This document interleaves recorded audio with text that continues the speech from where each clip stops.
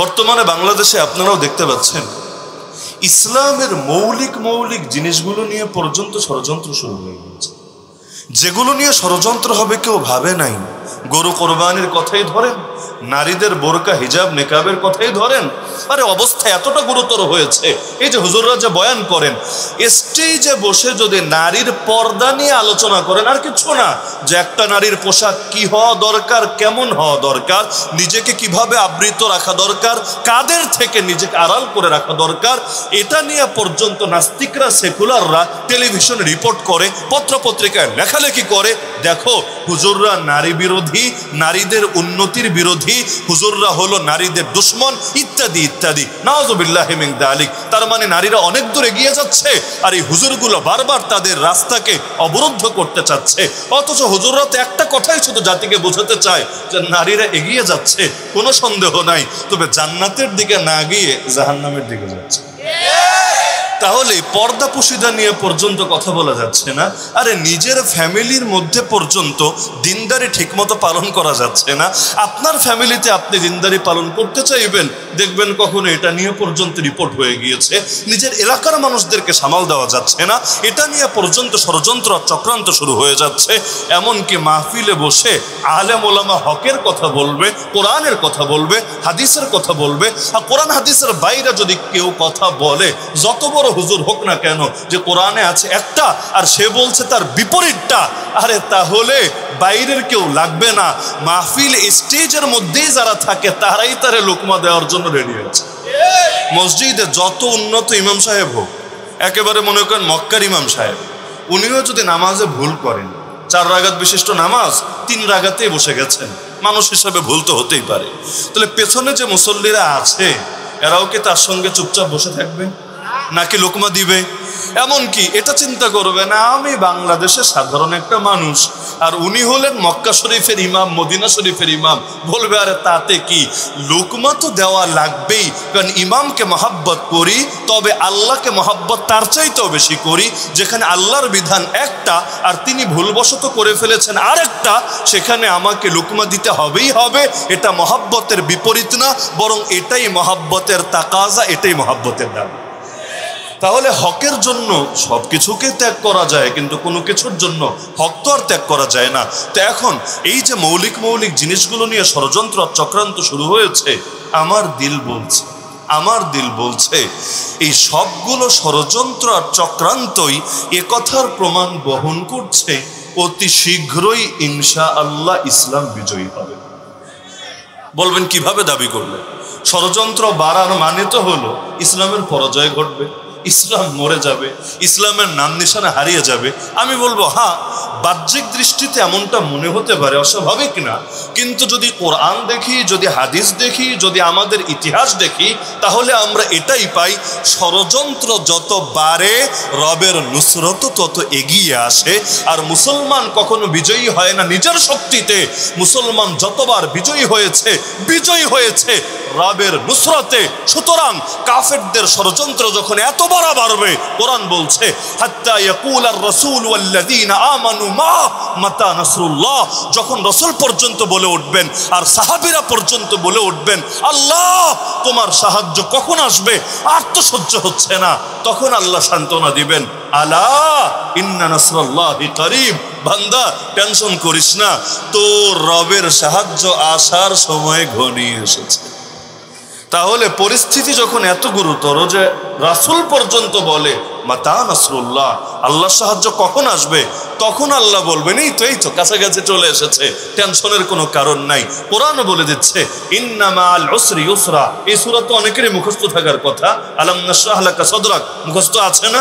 এই সূরার মধ্যে দেখবেন পরপর 2 বার বলা আছে ফা ইন্না মাআল উসরি ইউসরা, ইন্না মাআল উসরি ইউসরা, এক বাক্য 2 বার।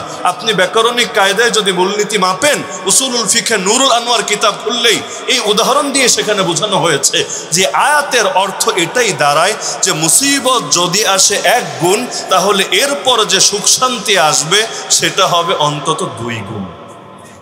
ইযা ইসতাদ্দাত বিকাল বালওয়া ফাফাক্কির ফি আলাম নাশরাহ ফাউসরুম বাইনা ইউসরাইন ইযা ফাক্কারতাহু ফাফরা। একটা উদাহরণ দিলে ভালো বুঝবেন। উদাহরণটা বলতে একটু লম্বা টাইম লাগবে, তবে এই উদাহরণটা ঠিকভাবে বুঝতে পারলে আমি যে দাবিটা করলাম যে এই ষড়যন্ত্র আর চক্রান্তই এ কথার প্রমাণ বহন করছে যে ইসলামের বিজয় ঘনিয়ে এসেছে, পিপিলিকা আর পাখা গজিয়েছে মরিবার তরে, এ কথার পক্ষে যথেষ্ট প্রমাণ হবে ইনশাআল্লাহ। আপনারা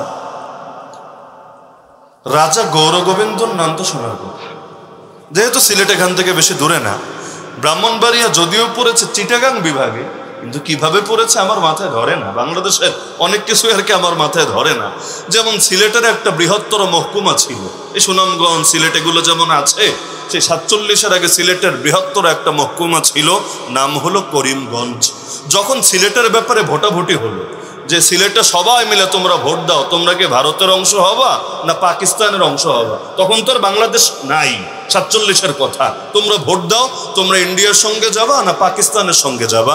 অধিকাংশ মানুষ মিলে ভোট দিল আমরা পাকিস্তানের সঙ্গে যাব, ইন্ডিয়ার সঙ্গে যাব না, এই হিন্দুদের সঙ্গে আমরা থাকবো না। করিমগঞ্জের মানুষরাও এই পক্ষেই ভোট দিল। কিন্তু সেই ব্রিটিশদের ষড়যন্ত্র আর ওদের মস্তিষ্ক বলে কথা, ব্রিটিশদের মাথায় আল্লাহ এমন কিছু দিয়েছেন, ব্রিটিশ চলে গিয়েছে এতকাল আগে, কিন্তু ওদের সেই শয়তানের ভোগান্তি আমাদেরকে পোহাতে হচ্ছে এতকাল পরে। এই যে ফিলিস্তিন সংকট, এই যে ইসরায়েলের সঙ্গে যুদ্ধ, এই যে মসজিদে আকসা কাফেরদের দখলে, সবাই তো গালি দিচ্ছে ইসরায়েলের ইহুদিবাদীদেরকে, কিন্তু ইতিহাস পড়ে দেখেন এইটারও মূল নীল নকশাকারী হলো সেই ব্রিটিশরা। ব্রিটিশরাই ওদের হাতে দেশটাকে তুলে দিয়েছে, জমিটা বুঝিয়ে দিয়েছে। যাওয়ার সময় ফিলিস্তিন এলাকাটাকে ফিলিস্তিনিদের হাতে না দিয়ে দিয়ে গিয়েছে ব্রিটিশের হাতে, পরবর্তী ইসরায়েলিদের হাতে। পরবর্তী পরিণতি আমাদের চোখের সামনে। এই গোটা ভারতবর্ষ ছিল মুসলমানদের হাতে, 800 বছর শাসন করেছে, অনায়াসে দখল করে 190 বছর রেখেছে। ভালো কথা, তো মুসলমানের দেশ যাওয়ার সময় মুসলমানের হাতে দিয়ে যা, মুঘলদের হাতে দিবি নাকি অন্য কারো হাতে দিবি সেটা ভিন্ন সাবজেক্ট, কিন্তু মুসলমানের দেশ মুসলমানকে দিয়ে যা। দিল তো নাই, এমন ভাঙা ভাঙলো, এমন ভাগ করা ভাগ করলো, এখনো পর্যন্ত সেই ভোগান্তি থেকে কেউ মুক্তি পাচ্ছে না। করিমগঞ্জ আসার কথা, এই সাইডে করিমগঞ্জে ঢুকিয়ে দিল সে ভারতের মধ্যে। এদিকে মুর্শিদাবাদ থাকার কথা বাংলাদেশে, ঢুকিয়ে দিল ভারতের মধ্যে। খুলনা থাকার কথা ইন্ডিয়ার মধ্যে, খুলনারে আবার টেনে আনলো বাংলাদেশের মধ্যে। মানে আজীব এক তামাশা। আরাকান থাকার কথা বাংলাদেশে, তারাও দাবি করেছে এটার পক্ষে, আরাকানরে ঠেলে দিল মিয়ানমারের বুকে, যার ফলে রোহিঙ্গা জাতির কি পরিণতি আজকে সবার চোখের সামনে। এই রোহিঙ্গা জাতির জন্য সবাই কাঁদে, কিন্তু এটার জন্য আসল দায়ী যে শয়তান ব্রিটিশরা, এটা কয়জন স্মরণ রাখে? এখন তো পারলে ব্রিটিশের দেশে যেতে পারলে জীবনটারে কামিয়াব মনে করে, আমার জীবন ধন্য হয়েছে, আমি ব্রিটিশের দেশের একজন কর্মচারী হতে পেরেছি। কিন্তু এই ব্রিটিশই সেই ব্রিটিশ যেটা আমাদের এই অঞ্চলের ইসলামটাকে শেষ করে দিয়ে গেছে। আজ যে ইসলাম জিন্দা নাই সেই 1757 থেকে 2024 পর্যন্ত, এর জন্য যারা দায়ী তাদের নামই তো ব্রিটিশ। কারণ আমেরিকা, ইংল্যান্ড, আমেরিকা, ইন্ডিয়া আর ইসরায়েল এগুলোই গালি খায়, মাঝখান দিয়ে ব্রিটেন আর ব্রিটিশ, এই জাতিটা আমাদের গালির আওতার বাইরে রয়ে যায়। তো যে প্রসঙ্গে বলছিলাম, রাজা গৌরগোবিন্দর নাম শুনেছেন? রাজা গৌরগোবিন্দর সময় কোনো মুসলমান প্রকাশ্যে ইসলামের বিধিবিধান পালন করবে এটা কল্পনাও করা যেত না। সেই সময় সিলেটে টুলটিকর নামক এলাকা, শাহজালাল উপশহরের পাশে, হুজুর তো চিনবেন, টুলটিকরে 13টা মুসলিম ফ্যামিলি ছিল, মাত্র 13টা। এরা এসেছে কোত্থেকে? এখন থেকে 700 বছর আগের কথা, এই 100-200 বছর আগের না, 700 বছর আগের কথা। মোহাম্মদ বিন কাসেম রহমতুল্লাহ আলাইহি যখন সিন্ধু বিজয় করেছিলেন, তার সঙ্গে থাকা সাথী সঙ্গীরা অনেকে ভেবেছে আমরা দাওয়াতের মিশন নিয়ে নেমে পড়ি, আমরা মানুষদেরকে দাওয়াত দিয়ে দিয়ে মুসলমান বানাতে থাকি। তাদেরই কিছু অংশ দাওয়াত দিতে দিতে সমুদ্র পথে আসলো চিটাগাং, ওই চিটাগাং থেকে দাওয়াত দিতে দিতে তারা এসে পৌঁছলো সিলেট। ওই পরবর্তীতে তাদেরই খানদানের 13টা ফ্যামিলি তখন ছিল সেই টুলটিকরে, যেই 13টা ফ্যামিলির সর্দারের নাম হলো শেখ বোরহানুদ্দিন রহমতুল্লাহ আলাইহি। কি নাম? সিলেটে কখনো গেলে দেখে আসতে পারেন, তার কবর, তার মাজারও রয়েছে, তার নামে রোডও রয়েছে, শেখ বুরহানুদ্দিন সড়ক, এমনকি বহু কিছু রয়েছে। আবার ঢাকা বলেন, এমনকি সেই লন্ডনে গেলেও দেখবেন শেখ বুরহানুদ্দিন নামে বহু স্থাপনা রয়েছে। ঢাকা গতকালও আমি দেখেছি, সেই মেয়র হানি ফ্লাইওভার ওঠার আগে যাওয়ার সময় হাতের ডান পাশে শেখ বুরহানুদ্দিন রহমাতুল্লাহ আলীর নামে একটা কলেজও রয়েছে। ইংল্যান্ডে পর্যন্ত তার নামে মসজিদ রয়েছে, তার নামে সড়ক রয়েছে। তো শেখ বুরহানুদ্দিন বা পুরো নাম সুন্দর করে বললে সৈয়দ গাজী বুরহানুদ্দিন রহমাতুল্লাহ আলাইহি, তিনি ছিলেন এই 13টা ফ্যামিলির সর্দার। এই 13টা ফ্যামিলিকে একসঙ্গে বলা হতো, এখনো স্মরণ করা হয় তাদেরকে 13 রত্ন নামে। আপনারা সেই সিলেট গেলে দেখে আসতে পারেন 13 রত্ন বাজার, 13 রত্ন জামে মসজিদ। এই 13 রত্ন হঠাৎ নাম শুনলে বুঝবেন না এই রত্ন মানে কি, এটা কি হীরা না জহরত নাকি। এই 13 রত্ন মানে সেই রত্ন পাথর না, এই 13 রত্ন মানে 13টা মুসলিম ফ্যামিলি, পরবর্তীতে যাদের দ্বারা পুরো বাংলার জমিনে ইসলাম আবাদ হওয়ার উপলক্ষ তৈরি হয়েছে।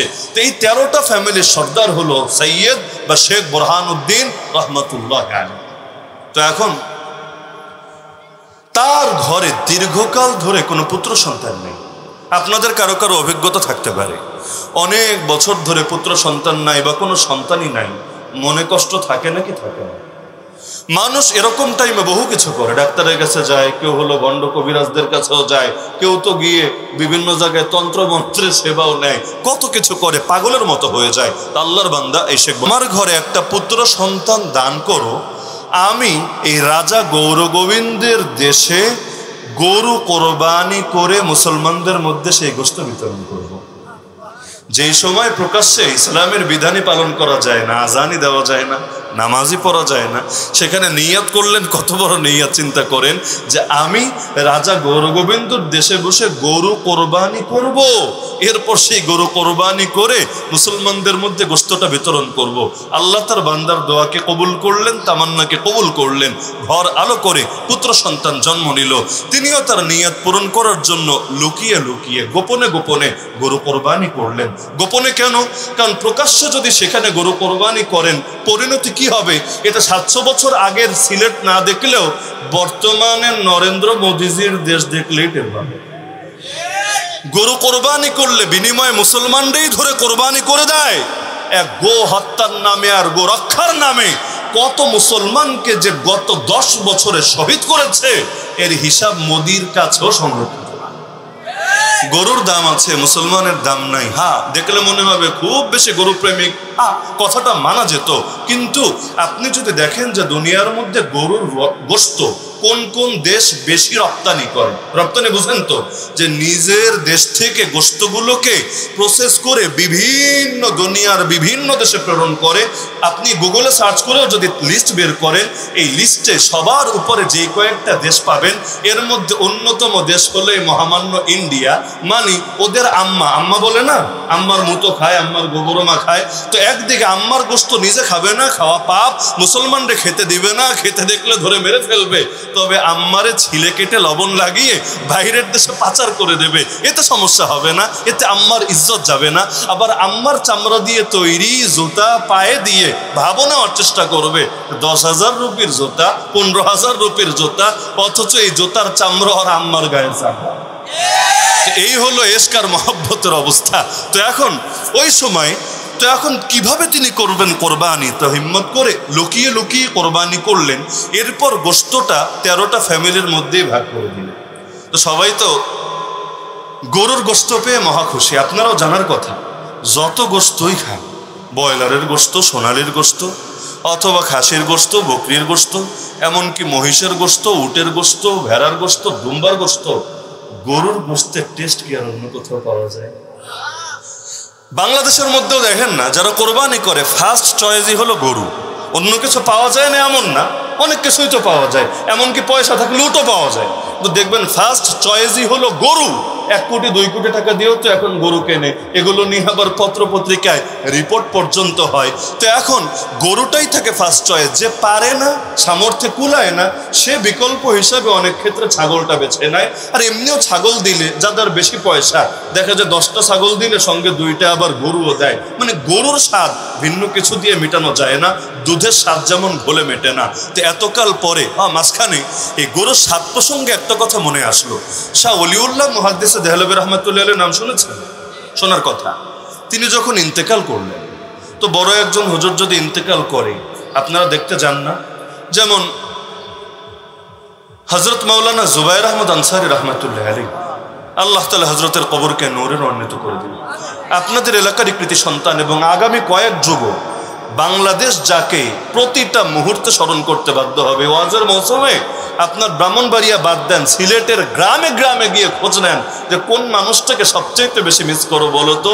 একেবারে গ্রামের খেটে খাওয়া মুরব্বী মানুষরা পর্যন্ত বলবে, আরে সবচেয়ে বেশি মিস করছি যে হুজুরটাকে, সেই হুজুর আর কেউ না, হজরত মাওলানা জুবাইর আহমদ আনসারী। তিনি যখন ইন্তেকাল করলেন সেই করোনার মধ্যে, ভয়াবহ হালত, লকডাউন, আর আমরা তো জেলখানায়, বাকিরা যখন লকডাউন, করোনা এক পরিণতি। ওই সময়ও যখন তিনি ইন্তেকাল করলেন ঘরে বসে ছিলেন না জানাজা শরীক হয়েছিলেন? তো মহাব্বতের বিষয়টা তো এমন। তো শাহ ওলিউল্লাহ দেহলভী রহমতুল্লাহ আলাইহি ইন্তেকাল করলেন, দূর দূরান্তে যত সাগরেদ আছে যারা আছে সকলে জানাজা শরীক হলেন। যারা বেশি দূরে জানাজা শরীক হতে পারলেন না, তারাও তাজিয়া মানে সান্ত্বনা জানানোর জন্য তার ফ্যামিলির কাছে আসলেন। একটা হাদিসের মধ্যে আছে, কেউ যদি কোনো বিপদে আক্রান্ত ব্যক্তিকে সান্ত্বনা দেয়, আপনি বিপদে পড়লেন, আমি গিয়ে সান্ত্বনা দিলাম, আর কিচ্ছু না, খালি মুখ দিয়ে সান্ত্বনা। আল্লাহ নবী বলেছে, আপনি বিপদে পড়ে যত সওয়াব পাবেন, আমি সান্ত্বনা দিয়ে আল্লাহ আমার সমান সওয়াব দিয়ে দেব। মান আজ্জা মুসাবান ফালাহু মিসলু আজরিহি। সুতরাং যে কোনো মুসলমানকে যদি মুসিবতে পড়তে দেখেন, যে লাইনের মুসিবত হোক, আর কিছু পারেন বা না পারেন, অন্তত সান্ত্বনা দেবেন। পারবেন না ইনশাআল্লাহ? তো তাকে তাজিয়া জানানোর জন্য, তার ফ্যামিলির লোকদেরকে সান্ত্বনা দেওয়ার জন্য তার একজন শাগরেদ আসতে শুরু করলেন, যার নাম কাজী সানাউল্লাহ পানিপতি রহমতুল্লাহ আলাইহি। এটা সাধারণ মানুষরা না শুনলে ওলামায়ে কেরাম, তালিবুল ইলমরা নামটা শুনেছেন। তো সানাউল্লাহ পানিপতি রহমতুল্লাহ আলাইহি আসবেন কিভাবে? আমাদের মতো তোর প্রাইভেট কার নাই, মোটরসাইকেল নাই, অথবা সিএনজিও নাই। তিনি একটা গরুর গাড়ি ভাড়া করে নিয়ে আসছিলেন। তো গরুর গাড়িটা যে চালাচ্ছিল সে হলো হিন্দু, সনাতনী। মাঝপথে তাকে হঠাৎ করে প্রশ্ন করে বসলো, হুজুর, আমার দিলে অনেকদিন ধরে একটা খটকা। প্রভু বা প্রতিপালক, যাকে আপনারা বলেন আল্লাহ, আমরা বলি ভগবান, তিনি কি হিন্দু নাকি মুসলমান? কি এক অদ্ভুত প্রশ্ন। আমাকে আপনাকে প্রশ্ন করলে তো বলতাম, বেটা জব পরে নন স্টপ তোরে পিড়ায় নিয়ে আগে, তুই ফাইজলামি মার্কা প্রশ্ন করার আর কোনো সাইজ পেলি না যে তোরে এখন এটার জবাব দিতে হবে যে আল্লাহ হিন্দু না আল্লাহ মুসলমান, নাউযুবিল্লাহি মিন যালিক। কিন্তু তিনি বুঝেছিলেন যে এই লোকটা সাধারণ মানুষ, সে প্যাঁচ লাগানোর জন্য প্রশ্ন করে নাই, সে প্রশ্ন করেছে আসলেই খটকার জন্য, আসলেই কৌতূহলের জন্য। এখন যেই মানুষের বুঝ যেমন, তার প্রশ্ন হবে তেমন। তিনি তার ধমকও দিলেন না, আবার ডাইরেক্ট উত্তরও দিলেন না। তিনি বললেন, শোনো, আমি তো সাধারণ একজন নাখান্দা বান্দা, আমি আর কি জবাব দিব? আজকে আমার উস্তাদ যদি থাকতো তোমারে তার কাছে নিয়ে যেতাম, কিন্তু উস্তাদ না থাকলে কি হবে? তার বংশের একটা চেরাগ আছে, শাহ আব্দুল আজিজ মুহাদ্দিসে দেহলভী, তার পুত্র। আমি তোমাকে তার কাছে নিয়ে যাব, তা আমার উস্তাদের ছেলে, আমি আশা করি তোমার এমন জবাব দিবে, তোমার দিলে আর কোনো খটকা থাকবে না, কোনো সংশয় থাকবে না। চলে গেলেন সেই বাড়িতে, সান্ত্বনা জানানো শেষ। এবার ডাকলেন, এই গরুওয়ালা, এদিকে আসো, তোমার কি প্রশ্ন? বড় হুজুরের প্রশ্ন করো। প্রশ্ন করলো। শাহ আব্দুল আজিজ দেহলভীও কোনো জবাব দিলেন না। তিনি প্রথমেই বললেন, আল্লাহ অবশ্যই মুসলমান। সে অবাক। সে এখন ভাবছে যে হুজুর মানুষ, জবাব তো নিজের দিকেই টানবে, এটা স্বাভাবিক। যে কোনো ক্ষেত্রে আপনি যদি দলীয় লোকের প্রশ্ন করেন, সে তো তার দলের দিকেই টানবে, এটাই যুক্তির কথা, এটাই স্বাভাবিক কথা। তো এখন হুজুর মুসলমান, তো হুজুর যার ইবাদত করে তারও বলবে মুসলমান, স্বাভাবিক কথা। এখন তার মন কবুল করছে না জবাবটা। এটা বুঝতে পেরে শাহ আব্দুল আজিজ দেহলভী বললেন, দেখ রে, আমি যে কথাটা বলেছি আর যুক্তিটা শোন, আশা করি তোরও আর দ্বিমত থাকবে না। যুক্তি হলো, দেখ, তোরা গরুরে ভগবান দেবতা আরো কত কিছু, এর পূজা করিস, এর এটা করিস, সেটা করিস, বহুত কিছু তোরা তো মনে করিস গরুকে। তো যেই গরুরে তোরা দেবতা পর্যন্ত মানিস, একটা বার চিন্তা কর, ওই গরুরে রেসিপি বানায় মজা করে খায় কারা? মুসলমান। শুধু মুসলমান খায় তা না, বাঘও খায়, সিংহও খায়, হায়নাও খায়, সুযোগ পেলে কুত্তাও খায়। কারণ গরু যদি একটা মরে পড়ে থাকে, পাশ দিয়ে কুত্তা যদি কোনোভাবে এটার সন্ধান পায়, বসে থাকবে না? গরুর গোশত ঠিকই খাবে। তিনি বললেন যে যদি আসলেই আসলেই যদি গড প্রভু প্রতিপালক হিন্দু হতেন, তাহলে তোদের এক দেবতার এতটা কলঙ্কিত, এতটা লাঞ্ছিত করতেন না যে কুত্তাও তার গোশত খাবে, বাঘ হায়েনাও তার গোশত খাবে। আর মুসলমান তো সেই রকম মজা করে বিভিন্ন রকম রেসিপি বানিয়ে এর গোশত খাবে। এর মানেই হলো আল্লাহ অবশ্যই মুসলমান, আল্লাহ হিন্দু না। এই কথা শোনার সঙ্গে সঙ্গে সেই সাধারণ লোকটা গরুওয়ালা বলে উঠলো, আরে আল্লাহ যদি মুসলমানই হন, আমি আর হিন্দু থাকবো কোন দুঃখে? হুজুর জলদি আমাকেও কালেমা পড়ায় মুসলমান বানায়। তো এখন শেখ বুরহানুদ্দিন রহমতুল্লাহ আলাই জবাই করলেন, করার পর 13টা ফ্যামিলিতে গোশত পাঠিয়ে দিলেন, সবাই মিলে মজা করে খেলো।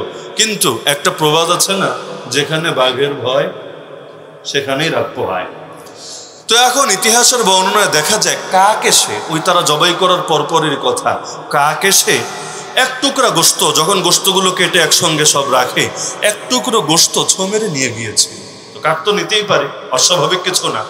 কিন্তু এত জায়গা থাকতে দুনিয়ার মধ্যে কাক নিয়ে সেই গোশতটা ফেললো রাজা গৌরগোবিন্দর প্রাসাদের গেটের সামনে। দুনিয়ার জায়গা পেল না। এখন হঠাৎ করে যখন এখানে মানুষ দেখলো, কিরে এটা গোশতের টুকরা, কিসের গোশত? তো গোশত দেখলে বোঝা যায় না যে এটা কিসের গোশত, এটা কি কুত্তার গোশত নাকি মহিষের গোশত না ছাগলের গোশত।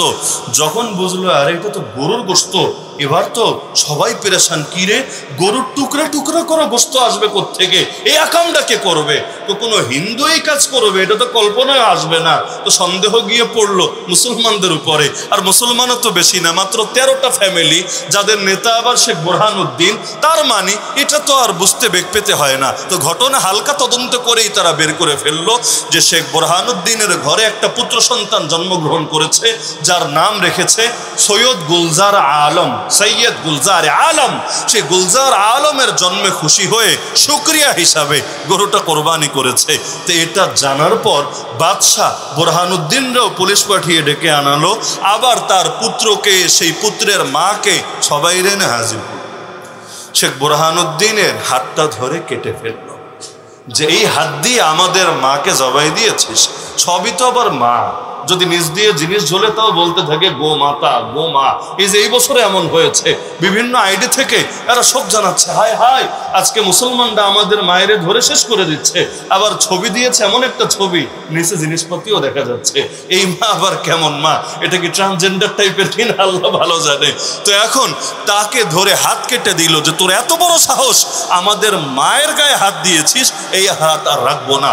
আর তার পুত্র সন্তান সে সৈয়দ গুলজার আলমকে ধরে নিয়ে এক দেবতার সামনে বলি দিয়ে ফেলল। এটা দেখে সেই সন্তানের মা মানে শেখ বুরহানুদ্দিনের স্ত্রী আর সহ্য করতে পারলো না, জায়গায় হার্ট অ্যাটাক করে মৃত্যুবরণ করলো। এতেও গৌরগোবিন্দ রাগ আর ক্ষোভ মিটলো না। দুর্বলের সঙ্গে মানুষ ভদ্রতাও দেখানোর চেষ্টা করে না। আদেশ পাঠিয়ে, বাহিনী পাঠিয়ে সেই এক ফ্যামিলি তো তারা গেলই, বাকি যে 12টা ফ্যামিলি আছে এদেরও সবাইকে ধরে ধরে জবাই করে দিল, মৃত্যুদণ্ড দিয়ে দিল। তার মানে মুসলমানদের অস্তিত্বই সিলেটের বুক থেকে নিশ্চিহ্ন হয়ে গেল। তো বাহ্যিকভাবে মনে হয় না শেষ, শেষ পরাজয়, নিশ্চিহ্ন, কিন্তু না, নিশ্চিহ্ন না। আমি তো এটা গর্বের সাথে বলি যে বাংলা অঞ্চলে ইসলাম বিজয়ী হয়েছে গরু কোরবানির বরকতে।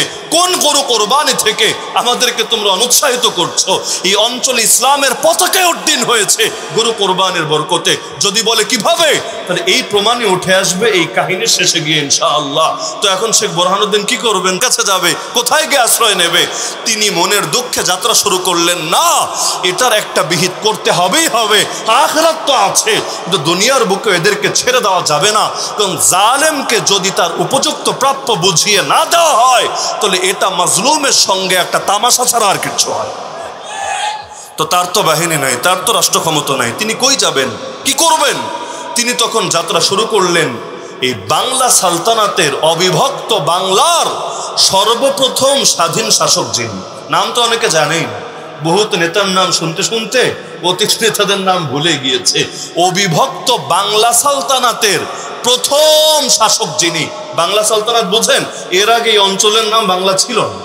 তিনি যতটুকু জয় করেছেন খালি বাংলাদেশের সাইড না, খালি পশ্চিমবঙ্গ না, বিশাল এক অঞ্চল, এই পুরোটার নাম সর্বপ্রথম দিয়েছিলেন বাংলা সালতানাত। তার মানে বলতে পারেন আজ যারা আমরা নিজেদেরকে বাঙালি বলে পরিচয় দেই, আমাদের সকলের পূর্বপুরুষ, সকলের পিতা। তো তিনি কে?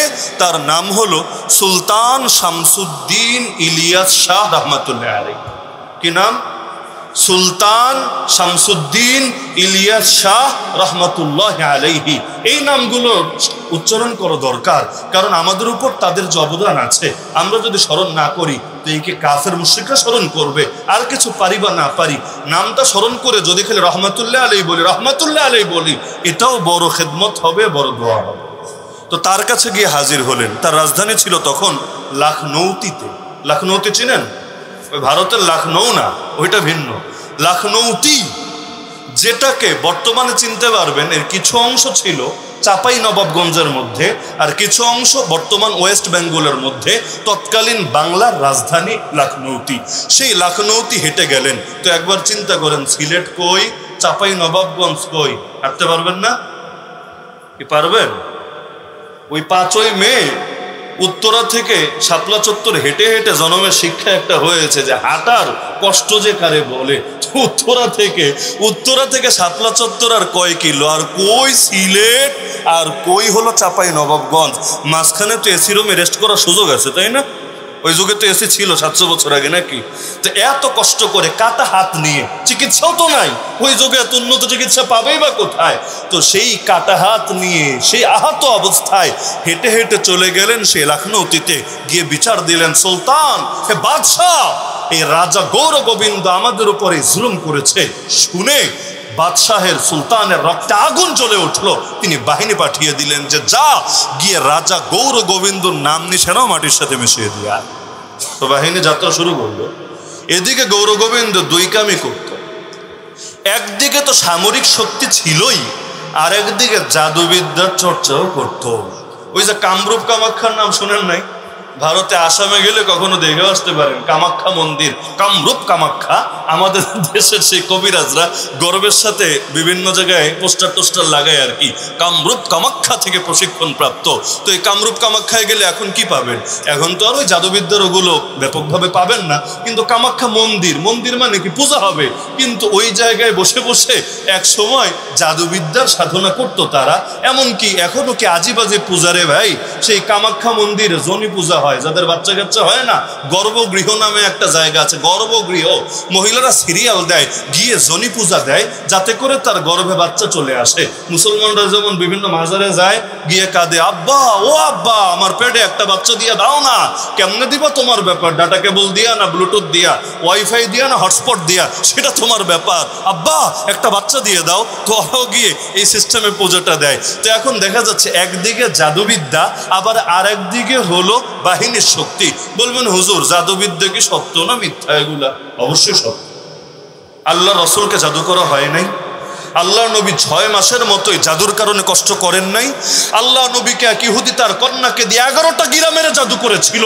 যেই জাদুকে কাটানোর জন্য কোরআন মাজিদের সর্বশেষ 2টো সূরা, সূরা ফালাক এবং সূরা নাস রব্বুল আলামিন নাজিল করেছিলেন। যেই 2 সূরায় আয়াত আছে 11টা, এই 11 আয়াত দিয়ে 11টা জাদুর বান কাটা হয়েছে। ফেরাউন নবী মূসা আলাইহিস সালামকে হারানোর জন্য জাদুঘর ভাড়া করে আনে নাই। সে কিন্তু বড় বড় বিজ্ঞানী আনে নাই, বুদ্ধিজীবী আনে নাই, তারপর মুরগি চোরা গরু চোরা আনে নাই। ফেরাউন কিন্তু এনে হাজির করেছিল জাদুঘরদেরকে। হ্যাঁ, কিন্তু দিন শেষে কি জাদু বিজয় হয়েছে নাকি নবীদের মুজিজা বিজয় হয়েছে? যেমন আল্লাহ নবীরে জাদু করেছে, কিন্তু যখন কোরআনের মুজিজা চলে এসেছে জাদু শেষ। ফেরাউনের জাদুঘররা বিশাল বিশাল অনেক সাপ বানিয়েছে, তাতে কি? আল্লাহ নবীর মুজিজা যখন সামনে এসেছে, নবী মূসা খালি লাঠিটা ফেলেছেন, ব্যাস এক লাঠি বড় হয়ে এমন একটা হা করা করেছে, বাকি সব ওর পেটের মধ্যেই চালান হয়ে গিয়েছে। ফাইদা হিয়া সুবানুম মুবিন, এমন বড় এক অজগর হয়ে গিয়েছে।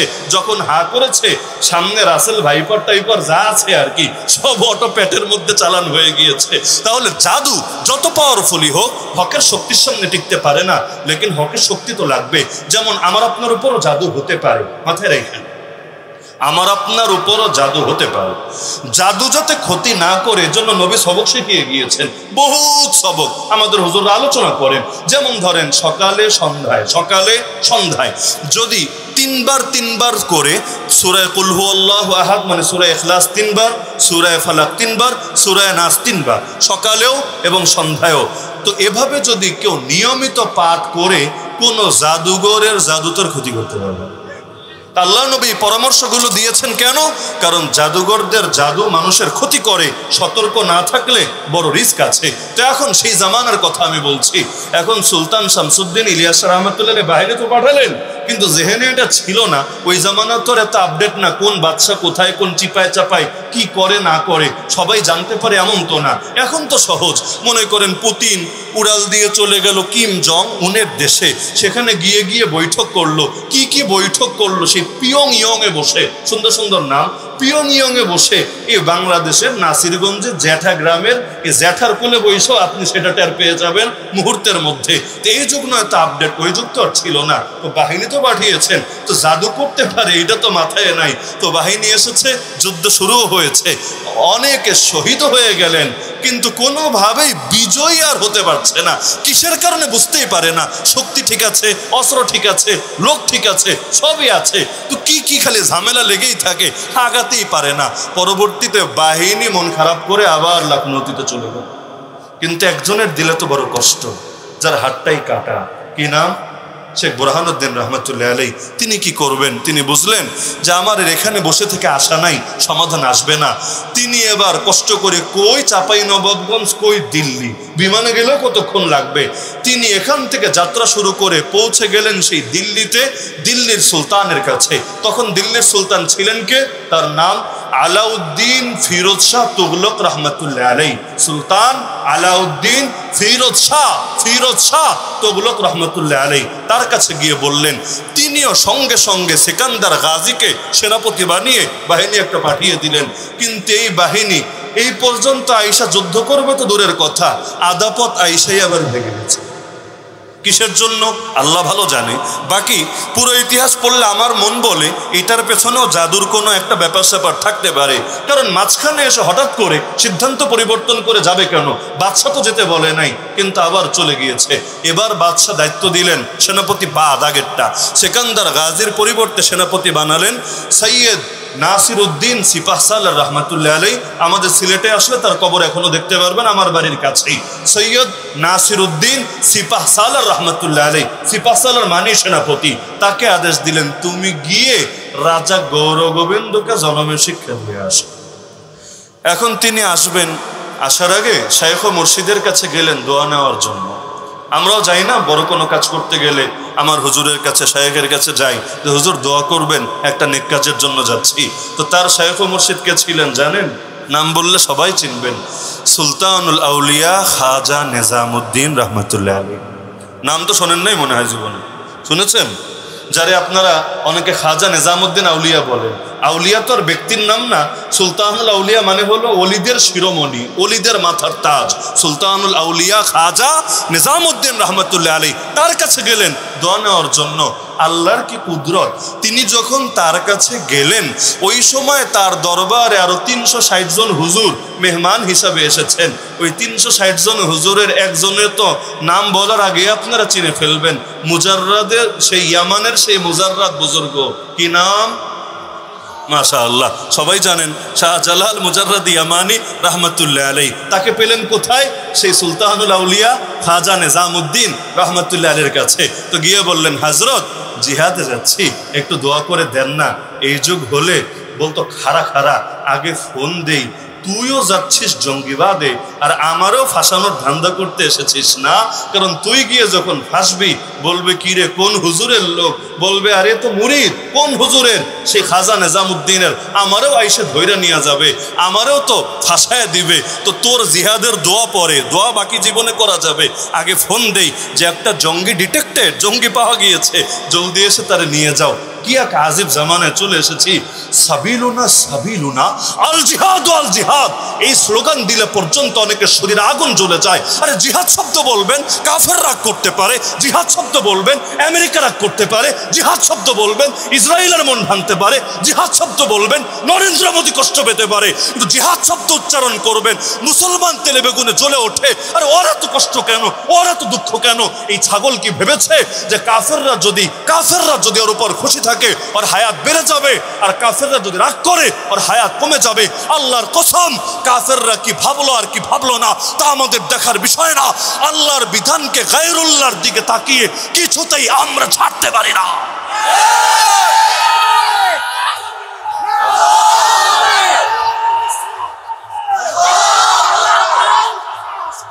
ছিল জিহাদ, আছে জিহাদ থাকবে। যেই জিহাদ কোরআন শিখিয়েছে, যেই কোরআনের মধ্যে জিহাদ নিয়ে 484টা আয়াত আছে, যেই জিহাদ নবীজি করেছেন, একাই 27টা ময়দানে উপস্থিত থেকে জিহাদে সরাসরি নেতৃত্ব দিয়েছেন। আরে যেই জিহাদ আল্লাহর দেওয়া ফরজ বিধান, মুসলমান কখনো দুনিয়ার কোনো কাফের মুশরিকের কথায় সেই বিধান ছাড়তে পারে না। তোদের চোখে জিহাদ যদি উগ্রবাদ মনে হয়, তোদের চোখে জিহাদ মানে যদি জঙ্গিবাদ মনে হয়, তোদের চোখে জিহাদ মানে যদি সন্ত্রাস মনে হয়, এতে আমাদের কিছু আসে যায় না। আমরা আল্লাহর বিধানকে কিছুতেই ছাড়বো না। কষ্ট লাগছে না কি? আবার জিহাদ পবিত্র জিনিস না? যে ইসলাম নামাজ শিখিয়েছে একই ইসলাম জিহাদ শিখিয়েছে, যে ইসলাম রোজা শিখিয়েছে একই ইসলাম জিহাদ শিখিয়েছে। তো নামাজ রোজা যদি খারাপ না হয়, জিহাদ খারাপ হবে কোন দুঃখে? বলবে হুজুর জিহাদের নামে মাঝে মধ্যে উল্টাপাল্টাও তো করে। উল্টাপাল্টা কোন জিনিসের নামে করে না আগে বল? কোন জিনিসের নামে উল্টাপাল্টা হয় না বল? পিরালির নামে উল্টাপাল্টা হয় না? আরে হয় না? তো দুনিয়ার মধ্যে সব জিনিসের নামে তো উল্টাপাল্টা হয়। তো মাথা ব্যথা সমাধান মাথা কেটে ফেলা নাকি ওষুধ খাওয়া? তো জিহাদের নামে যদি উল্টাপাল্টা হয়, সমাধান কি? সমাধান হলো জিহাদের আলোচনা ছড়ায় দাও। আলেমরা নিয়মিত যদি জিহাদের সহি চিত্র তুলে ধরে, তাহলে ভুলভাল কেউ কিছু করার সুযোগই পাবে না, কারণ সহি এলেম আছে। আরে ভাই, এলেম না থাকলে ভুল তো হবেই। সহি আমল করতে চাইলে সহি এলেম লাগবে। হজের এলেম না শিখে সৌদি গিয়ে বসে থাকলে লাভ আছে? যত সুন্দর প্যাকেজে যান না কেন, 10 লাখ খুঁয়ে গেলেন, লাভ কি? হজের এলেম না থাকলে সহি হজ করে আসতে পারবেন না, সহি এলেম লাগবে। তো যদি সরকার চায় যে জিহাদের নামে কেউ ভুলভাল কিছু না করুক, সমাধান কি এইটা জিহাদ শব্দরই 3 তালাক দিয়া দাও? না রে ভাই, সমাধান হলো সব হুজুররে বলে দাও প্রতিটা মাহফিলে জিহাদ নিয়ে বয়ান হবে, প্রতিটা মসজিদে জিহাদ নিয়ে বয়ান হবে। কোনটা কোরআনের জিহাদ, কোনটা নবীজির জিহাদ, সেটা যখন মানুষ বুঝতে পারবে, তখন ভুলটা মানুষ এমনি বাদ দিয়ে দেবে। যেমন ধরেন পিরালির নামে ভণ্ডামি হয় না? সমাধান কি এটা যে একেবারে সব পীররা ধইরা দুনিয়ার বাইরে মঙ্গল গ্রহে এলিয়ান বানায় পাঠায় দাও? সমাধান তো এটা না। সমাধান হলো মানুষকে বুঝায় দাও কোনটা সহি কোনটা গলত, কোনটা বাস্তবসম্মত সন্ন্যাসম্মত আর কোনটা হলো গিয়ে ভণ্ডামি সম্মত। এটাই তো মাথা ব্যথা সমাধান তো এভাবেই করতে হয়। এখন জিহাদ শব্দ শুনলে অনেক জায়গায় দেখবেন মাহফিলে চিরকুট দিয়ে দেয়, হুজুর ও হুজুর উপরেরটা আর নিচেরটা বললে চলে না? উপরেরটা আর নিচেরটা বুঝেন নাই? আসমানের উপরেরটা আর মাটির নিচেরটা বললে চলে না? হ্যাঁ, আসমানের উপরেরটা বলা দরকার আছে, অস্বীকার করি না। মাটির নিচেরটাও বলা দরকার আছে, অস্বীকার করি না। কারণ ওইটাও আমাদের বাড়ি, মাটির নিচেরটাও আমাদের বাড়ি, এটা নিয়ে ইখতিলাফ না। লেকিন মাঝখানেরটা কি তোর বাপে বলবে? যদি তোর বাপে বলে আমাদের চিন্তার কিছু নেই, তোর বাপরে দিয়ে বলায় দে, একজন বললেই হলো। লেকিন আমার উপরে আর নিচে সীমাবদ্ধ রাখবা আর তুমিও বলবা না, এটা তো হতে পারে না। যা হক তা বলতে হবেই হবে, না হলে কিয়ামতের দিন আল্লাহর সামনে মুখ দেখানো যাবে না। কোরআনের হাফেজ যখন হয়েছি জিহাদের আয়াত বাদ দিয়ে হই নাই, কোরআনের আলেম যখন হয়েছি জিহাদের আয়াত জিহাদের হাদিস বাদ দিয়ে হই নাই, তো বয়ান করতে যখন বসবো এগুলো বাদ দিয়ে বয়ান হবে কিভাবে? যদি এগুলো বাদ দিয়ে সারা জীবন কেউ বয়ান দেয়, কিয়ামতের দিন আল্লাহর সামনে দাঁড়াবে কোন মুখ নিয়ে? জিহাদি বয়ান লাগবে না নাকি? আপনারা কষ্ট পাচ্ছেন? মিষ্টি মিষ্টি কথা দরকার আছে, আমি অস্বীকার করি না, অবশ্যই দরকার আছে। কিন্তু খাবারে খালি মিষ্টি দিলে হয় না, যা যা লাগে সবই দেওয়া লাগে। এক লবণ না থাকলেই তো খাবারের স্বাদ যায় নষ্ট হয়ে। তা আল্লাহ রসুলের মিষ্টির সুন্নত তো বহুত জিন্দা করলেন, পেটে পাথর বাঁধার সুন্নত জিন্দা করা লাগবে না? আরে আরামের সুন্নত তো বহুত গ্রহণ করলেন, দাঁত শহীদ করার সুন্নত জিন্দা করা লাগবে না, খালি এক সাইড নিলে তো হবে না যে আল্লাহর নবী অনেকগুলো বিয়ে করেছেন, আমাদের কয়েকটা তো আছেই, বাকিগুলো তাহলে ফিকির টিকির করা দরকার কি? এইরকম চিন্তা ভাবনা খালি এক পাশে করলেই হবে না, বরং সব পাশেই লাগবে। যে একদিকে প্রয়োজনে 4 বিয়ে করেন না, কিন্তু আরেক দিকে যদি দ্বীনের জন্য সবাইরে শহীদ করা লাগে তাতেও রাজি থাকতে হবে ইনশাআল্লাহ। তো এখন চলে গেলেন সেখানে। শাহজালাল রহমতুল্লাহ শুনে বললেন, মহান কাজও যাচ্ছে, আমি আর বসে থাকবো কি করতে, আমিও যাবো তোমাদের সাথে। ব্যাস, পরবর্তী ইতিহাস সবাই জানেন। সেই যে বাহিনী চলে আসলেন, যাদের পথ প্রদর্শক গাইড আর রাহবার হলেন শেখ বুরহানুদ্দিন রহমতুল্লাহ আলাই, সেনাপতি হলেন সেই সৈয়দ নাসিরউদ্দিন সিপাহসালার রহমতুল্লাহ আলের, আর বাহিনীতে বড় একজন বুজুর্গ রয়েছেন। বলবেন বুজুর্গের আবার জিহাদের ময়দানে কাজ কি? তিনি কি তরবারি চালাবেন না তীর চালাবেন? আরে ভাই, বুজুর্গের কাজটাই মূল কাজ। তাবলিগ জামাত দেখেছেন না আপনারা? তাবলিগ করেন বা না করেন সেটা বিষয় না, আমি একটা উদাহরণের জন্য বলছি। তাবলিগ জামাত দেখেছেন না? দেখবেন যখন বিকালবেলা গাছতে বের হয়, গাছ বুঝেন তো, এলাকায় গিয়ে মানুষের দাওয়াত দেয়, দেখবেন একজনরে ধরে মসজিদের কোনায় বসায় দিয়ে যায়। হয়তো তিনি বয়সে মুরব্বী, হয়তো একজন আলেম, হয়তো সাধারণ মানুষ, হয়তো এমন কেউ হতে পারে যে বাইরে চলতেই পারবে না, একেবারে অসুস্থ লোক, কিন্তু ধরে কোনায় বসায় দেয়। আপনার মনে হতে পারে এটা তো অনর্থক। বাইরে যারা গেল কাজ করতে, এদের কাজ ঠিক আছে, ভেতরে যারা বয়ান টয়ন করছে এটাও ঠিক আছে, এই কোনায় বৈশা বৈশা জিকির করে দোয়া করে এর কি দরকার আছে? আরে ভাই, এর দরকারটাই আসল দরকার কি জানেন? সে আল্লাহর থেকে কবুল করিয়ে নিবে। যদি আল্লাহর থেকে কবুল করিয়ে নিতে পারে তখনই বাইরের দাওয়াত ফলপ্রসূ হবে। আর যদি আল্লাহ কবুল না করে, দাওয়াত দিতে দিতে বুড়া হয়ে গেল কেমন? তাহলে বুজুর্গের দরকার আছে নাকি নাই?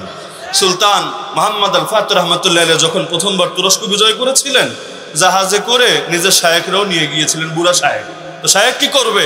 আরে শায়েকই আসল কাজ করবে।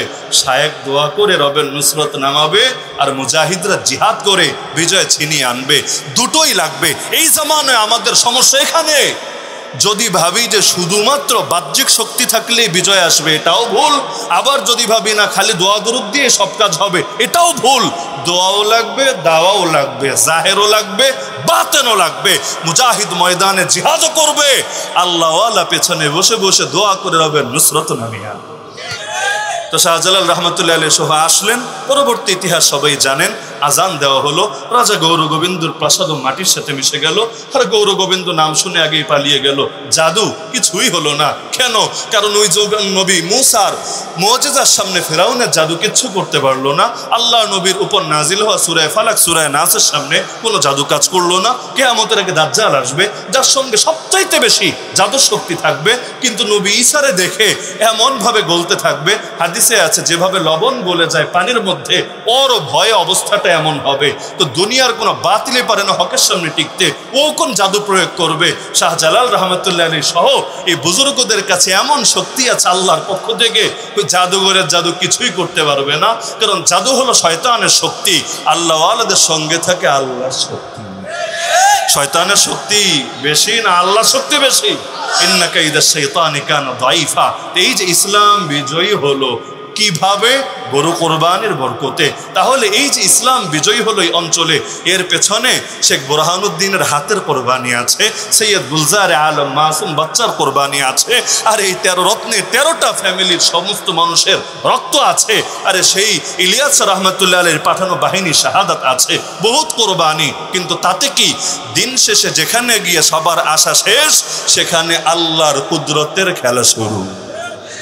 তাহলে বর্তমানেও তো ষড়যন্ত্র হচ্ছে নাকি হচ্ছে না? বহুত ষড়যন্ত্র। এই আসরের পরে আমাদের মাওলানা হুজাইফি ভাইও তো আলোচনা করছিলেন সেই যে আলেমদের উপর জুলুম হয়েছিল সেই ব্রিটিশ জামানায়। আমি যতটুকু শুনেছি ভেতরে বসে, তো বহুত জুলুম সেই ব্রিটিশ থেকে শুরু করে এখনো পর্যন্ত হচ্ছে। অনেক ক্ষেত্রে কমছে না, আরো বাড়ছে। কিন্তু তাতে কি? দিন শেষে ইসলামের বিজয়ই হবে, কারণ ইসলামের সঙ্গে আল্লাহ আছে।